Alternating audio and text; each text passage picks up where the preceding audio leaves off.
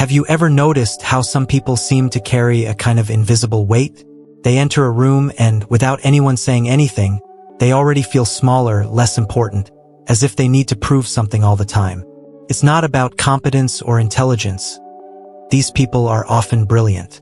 But there's something subtle, almost imperceptible, that undermines the respect they should naturally receive.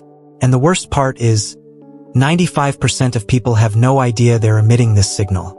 It's like a silent alarm that only others can hear, but that you don't realize is going off.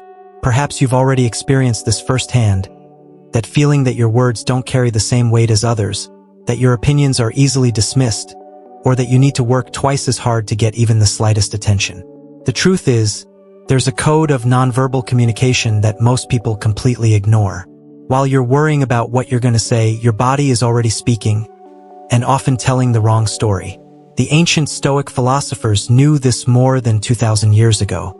They understood that respect isn't demanded with loud words or pompous titles.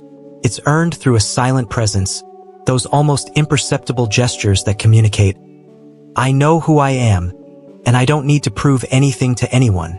Marcus Aurelius commanded armies and ruled empires, but it wasn't his crown that commanded respect. It was the way he occupied space, how he looked people in the eye, how he remained calm when everything crumbled around him. Today, you're going to discover exactly what those invisible signals are that are sabotaging your respect. More importantly, you're going to learn how to transform them one by one into tools of silent authority. We're not talking about stage tricks or manipulation techniques. We're talking about something much deeper, building an inner foundation so solid that it naturally reflects in every gesture, every look, every movement you make. If you're tired of feeling like you have to shout to be heard, that you have to try too hard to be taken seriously, or that you simply don't receive the respect you deserve, then stay until the end. Because what you're about to learn won't just change how others see you, it will transform how you see yourself. And that, my friend, is the only change that truly matters. Even before you open your mouth, your body has already written the first chapter of your story. It's curious how we function. We spend hours choosing the right words, rehearsing arguments, preparing intelligent responses, but we completely forget that our body is shouting messages all the time. A hunched spine, drooping shoulders, a closed chest. All of this communicates something you may not want to say. And the most interesting thing? You don't even realize you're doing it. It's as if there's a parallel dialogue happening, and you don't even know you're participating in it. The Stoics deeply understood this connection between body and mind. They didn't see the body as a mere vehicle of the soul, but as an integral part of our expression in the world. When Marcus Aurelius wrote about keeping the body strong, it wasn't a matter of vanity or appearance. It was about creating the physical conditions so that the mind could operate at its best. Imagine a simple situation. You enter an important meeting. There are two possible versions of you at that moment. In the first, you enter slightly hunched over, as if carrying an invisible backpack full of stones. Your shoulders are tense, turned inward, protecting your chest. You sit down and immediately lean over the table, occupying as little space as possible. In the second version, you enter with your spine straight, not rigid like a soldier, but naturally aligned. Your shoulders are relaxed, open. You occupy your space without invading others, but also without shrinking. Which of these two versions do you think will be taken more seriously? The answer is obvious, but here's the detail most people miss. The difference isn't just in how others see you. It's in how you feel. When you adjust your posture, your breathing changes. Your cortisol levels decrease. Your confidence increases. And it's not a placebo, it's pure physiology. Try this right now, wherever you are. First, bend over. Let your shoulders drop forward. Lower your head. Close your chest. Breathe like this for a few seconds and observe how you feel. Probably heavy, tired, maybe even a little anxious. Now do the opposite. Sit or stand with your spine aligned. Open your chest. Relax your shoulders, keeping them back. Breathe deeply. Do you feel the difference? It's not magic. It's your nervous system responding to the body language you are creating. The problem is that many of us spend the whole day in the first position, especially with the age of smartphones and computers. We have developed what is called a digital submission posture. And then we wonder why we don't get the respect we want. The truth is simple. If you present yourself as someone defeated, the world will treat you as such. But when you decide to occupy your space intentionally, something changes. And that change, there's something profoundly revealing about how you look or fail to look at people. Every time you look away mid-conversation, you're sending a message. It might be subtle, almost imperceptible, but it's there. I'm not sure what I'm saying. I don't want you to really see me. I'm uncomfortable here. And the most curious thing? You probably don't even realize you're doing it. It's an automatic reflex, an unconscious protection against the vulnerability of being seen. But here's the paradox. By trying to protect yourself by looking away, you end up exposing yourself even more. Because the insecurity you're trying to hide is exactly what becomes evident. The Stoics knew that a steady gaze wasn't about intimidation or defiance. It was about genuine presence. It was about saying, without words, I'm here, fully present, and I'm not afraid to be seen. Imagine two different scenarios. In the first, you're in a negotiation or an important conversation. The person speaks, and you look at them, but your eyes are restless. You look for a second, then glance at the table, then at your phone, then quickly back. It's as if your eyes are saying, I'm kind of here, but I also want to leave. In the second scenario, you maintain balanced eye contact. It's not that fixed, unsettling stare. You allow natural pauses. Look, listen, process, and look back. Your eyes say, what you're saying matters, and I'm completely present for it. Which of these two versions inspires more confidence? The difference is striking, and it's not just about how the other person feels. It's about how you feel too. When you maintain eye contact, something happens. You anchor yourself in the present moment. You stop mentally escaping. You stop planning your next response while the other person is still speaking. Start small if this is challenging for you. The next time you go through the supermarket checkout, look the person in the eye and genuinely thank them. When a colleague comes to talk to you, stop what you're doing, turn around, and look. It doesn't have to be dramatic, just intentional. Over time, you'll notice something fascinating. People start treating you differently. They pay more attention to what you say. They take you more seriously. They seek your opinion more often. Why? Because your gaze is communicating silent authority, the kind that doesn't need to shout, that doesn't need to prove anything. It's as if your eyes are saying, I know who I am, and I'm comfortable here. And when you reach that point, when your gaze reflects that inner balance, you discover that you'll never again need to force respect. It will simply come naturally as a consequence of who you've become. But there's more, and it's related to something you do dozens of times a day without even realizing it. Have you ever noticed how some people seem to float when they walk, while others seem to drag invisible chains? It's no exaggeration. The way you move through space tells a whole story about your inner state. Dragging steps whisper tiredness, lack of direction, emotional weight. Overly hurried steps scream anxiety, lack of control, escape. But a conscious walk, with a steady rhythm and clear intention, projects something completely different. Purpose. And purpose, my friend, is magnetic. People naturally gravitate towards those who seem to know where they are going, even if it's just crossing a hallway. It may seem like such a small detail, almost silly to think about. But look around you. Observe that person who enters the room and everyone naturally pays attention. Not because they asked for it, but because their way of moving has already communicated authority before they even open their mouth. The Stoics had a fascinating concept. The idea that every action, however small, should reflect our philosophy of life. Seneca said that even the simplest gestures carry the weight of our intention, or lack thereof. When you walk unconsciously, dragging your feet or running from one place to another as if you were fleeing from something, you are not just moving. You are reinforcing a mental pattern of disorganization or unnecessary urgency. Your brain registers this. Your body internalizes it. And eventually, this becomes who you are. But the reverse is also true. When you decide to walk with intention, something changes neurologically. You send a signal to your own nervous system. I am in control. I have direction. I am not running away or chasing. I am simply going. And this signal has power. Power over how you feel and power over how others perceive you. Try this experiment this week. Choose 3 different moments of your day. It could be when you leave home, when you go to a meeting, when you return from lunch, and walk mindfully. It doesn't have to be slow like a Zen monk, nor fast like a late executive. Just find your natural rhythm, the one that feels balanced. Feel your feet touching the ground. Keep your shoulders relaxed. Look ahead, not down. And observe what happens both inside you and around you. You'll notice that people give you more space, not because you're being aggressive, but because your physical presence is communicating clarity. They'll interrupt you less. They'll respect you more. And you'll feel more centered, more present, less scattered. It's funny how something so simple can have such an impact. But it makes sense, doesn't it? If you can't even cross a room with intention, how do you expect to conduct difficult conversations, important negotiations, or crisis moments with authority?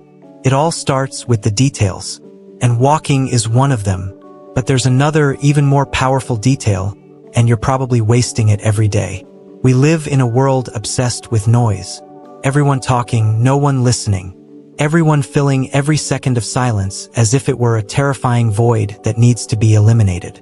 And in the midst of all this, those who master silence shine like a rare anomaly. Because silence, when used well, is not absence, it's concentrated presence. It's the ability to be fully present without needing to prove you are. Think about the people you respect most in your life. How many of them talk all the time? Probably few. Those who truly command respect are those who choose their words carefully, who allow for natural pauses, who aren't afraid of emptiness. Marcus Aurelius was known for this. He preferred to listen, and when he spoke, people stopped everything to listen. Not because he shouted or insisted, but because his words were rare enough to carry weight. Now think about your own conversations. How many times have you found yourself filling the silence out of sheer discomfort? How many times have you interrupted someone because you couldn't wait your turn? How many times have you talked too much simply because the silence seemed threatening? It's not your fault. We were trained that way. We were taught that silence means ignorance, hesitation, weakness. But that's a complete lie. In fact, pausing before responding communicates the exact opposite. Thoughtfulness, control, emotional intelligence. When someone asks you a question or makes a comment and you respond instantly, it seems like an automatic, reactive reflex. But when you pause for 3 seconds, breathe, and then respond, you're saying, I'm processing this carefully. My response has weight because it was thought through, not just spat out. This difference is subtle, but devastatingly powerful. Try this today. In your next conversation, especially an important one, practice strategic silence. When someone finishes speaking, don't respond immediately. Count to 3 in your head. Breathe. Let what was said settle. And then, and only then, respond. At first, it may seem strange, almost uncomfortable. You may feel that internal pressure. I need to speak now or they'll think I don't know what to say. But resist. Because what happens is surprising. People listen to you more attentively. They value what you say more. They respect you more. Why? Because you're not competing in the game of who speaks louder or faster. You're playing a different game, the game of silent authority. And in this game, less is infinitely more. But there's an even more subtle detail that's sabotaging your respect every day, and it's written all over your face. Your face is an open book, whether you like it or not. Every frown, every instant grimace, every disapproving look you think you're hiding, it's all there, exposed for anyone who wants to read. And people do read. Constantly. It's like you're broadcasting a live documentary of your internal reactions. And the worst part is you don't even know you're on air. Someone makes a comment that bothers you and, bang, your brow furrows. A colleague says something you disagree with and, instantly, your mouth contorts into a subtle grimace. You think you're maintaining composure, but your face has already given everything away. And you know what that communicates? Lack of control, reactivity, emotional vulnerability. The Stoics understood that mastering facial expressions wasn't about being fake or dishonest. It was about emotional maturity. It was about choosing what to reveal and when to reveal it, instead of simply vomiting every internal reaction onto your face. Marcus Aurelius, even when faced with the most absurd provocations from the Roman court, maintained a calm demeanor. Why? Because he knew something fundamental. The face is the first surface where the soul reveals itself, and if you don't have control over your own face, you have control over almost nothing. Imagine a negotiation. You're trying to stay calm, but every time you hear something you don't like, your face reacts before your mind processes it. Your eyebrows rise, your lips tighten, your jaw clench. The answer is harsh but necessary, because you haven't demanded respect. And demanding respect begins by establishing clear, firm, and non-negotiable boundaries. Epictetus spent years as a slave before becoming a philosopher. If anyone had reason to feel powerless, it was him. But he taught something revolutionary. No one can harm you without your consent. This doesn't mean people won't try. They will. It means you have power over how much influence they will have. A boundary is exactly that. A line you draw and protect. I don't work after 6 p.m. I don't accept being interrupted. I don't tolerate disrespect, regardless of who comes from. These lines may seem harsh, even selfish to some, but they aren't. They are self-respect materialized. And when you respect yourself, you teach others to do the same. A polite but firm no may generate initial discomfort, both in you and in the other person. But this discomfort is temporary. The respect it builds is permanent. Practice this week. Identify a situation where you tend to give in when you should resist. Could be a request for unpaid overtime. Could be a relative who always makes intrusive comments. It could be a friend who only contacts you when they need something. And then, the next time this happens, set a boundary. It doesn't have to be aggressive or rude, in fact, it shouldn't be. I understand you need this, but I won't be able to help this time. I appreciate your concern, but this decision is mine. I value our friendship, but I need you to respect my time. See what happens. Yes, some people may be bothered. Some may even distance themselves. And you know what? Let them. Because the people who truly respect you will understand. They will accept it. And many, in fact, will respect you even more. Boundaries aren't isolating walls. They're gates you control. You decide who enters, how they enter, and when they enter. And this control silently, completely transforms the dynamics of how you are treated. But all of this culminates in a final, almost mystical quality that few manage to develop. Presence is difficult to describe, but impossible not to recognize when you see it. It's that person who enters a room and, without making a fuss, without artificially drawing attention, simply fills the space. It's not charisma in the performative sense. It's not rehearsed charm. It's something deeper, more genuine. It's being fully present where you are. The Stoics called this prosoche, vigilant attention to the present moment. It's the opposite of being physically in a place while your mind is miles away, planning the future or dwelling on the past. It's that rare quality of someone who, when they're with you, is truly with you, without their cell phone vibrating and capturing their attention every 5 seconds. Without that distant look of someone mentally rehearsing what they're going to say next. Just present. Totally there. And that, my friend, is magnetic in a way that no persuasion technique ever will be. Think about the conversations you value most in your life. They probably weren't the ones where the person was most eloquent or intelligent. They were the ones where you felt the person was truly present, truly listening, truly seeing you. This quality is so rare today that when someone demonstrates it, it stands out like a beacon in the fog. At work, these are the people who can silence a room with a subtle gesture. Not because they shouted or demanded attention, but because their presence is so complete that it naturally draws you in. You've seen it before. Someone is speaking, and then that person speaks up, perhaps just a brief comment, a simple observation, and everyone stops to listen. Why? Because when they speak, it clearly comes from a place of total presence, not reactivity or ego. Want to develop this? Start with a simple yet brutally honest exercise. In your next conversation, don't plan your response while the other person is speaking. Just listen. Just be there. Sounds easy, but it's devastatingly difficult. Your brain will want to jump to what you're going to say. It will want to judge, evaluate, prepare, resist, Train yourself to be completely present with what is being said, not with what you will say next. Turn off notifications when you're with someone. Look them in the eye, breathe, be there, and observe what happens. People will not only respect you more, they will seek your presence. They will want to be near you, because in a world where everyone is perpetually distracted, someone who is fully present is a rare gift. Marcus Aurelius wrote, "Lose yourself in the present moment. Everything else is illusion."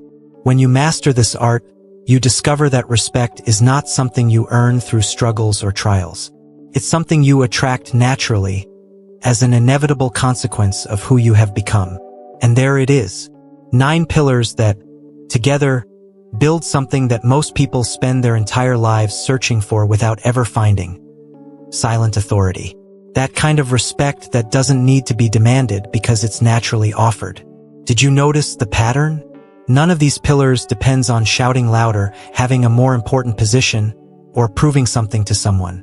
They all depend on one thing: inner control that manifests outwardly. It's funny, isn't it? We spend so much time trying to convince others that we are worthy of respect, when in reality respect is merely a reflection of how we treat ourselves. When you occupy your space with firm posture, maintain a balanced gaze, walk with purpose, master silence, control your expressions, dress with care, remain calm, set boundaries, and are truly present, you're not doing it for others. You're doing it for yourself, and others simply respond to what you have become. Now comes the hard part. You can close this text and revert to old patterns, or you can choose to start today. You don't need to master everything at once. The Stoics weren't about instant perfection. They were about constant progress. Marcus Aurelius, the most powerful man in the Roman world, wrote in his diary every night precisely for this reason: to transform philosophy into practice, to remind himself of the principles he wanted to live by. So I ask you, which of these 9 pillars do you most need to develop? Which one, when you read it, touched a sensitive point, that place where you know you're letting respect slip through your fingers? Be honest with yourself, because that honesty is the first step towards real change. And real change begins with a simple choice. Today, now, at this moment, I decide to be different. Think about the opportunities you've missed due to lack of presence, emotional reactivity, and failure to set boundaries. Think about the times you knew you weren't being taken seriously, but didn't understand why. Now you understand. The invisible signs were there all along, speaking a language you didn't know you were using. But now you know, and knowledge without action is just entertainment. The Stoics were obsessed with one idea: living in accordance with nature, with reason, with virtue. And virtue, for them, wasn't an abstract concept. It was concrete action, repeated until it became character. So here's your Stoic challenge. Choose one pillar, just one, and practice it obsessively for the next 7 days. If you choose posture, consciously adjust it 10 times a day. If you choose gaze, practice in every conversation. If you choose boundaries, set one a day. And then observe. Observe how you feel. Observe how others respond. Because transformation isn't an event, it's a process. And that process begins now. Before you go, tell me in the comments, which of the 9 pillars will you start practicing today? Which one resonated most with you? Write it below. Sharing your commitment publicly increases your chances of following through. And if this content made sense to you, if you felt you finally understood why respect seems so elusive, then leave a like.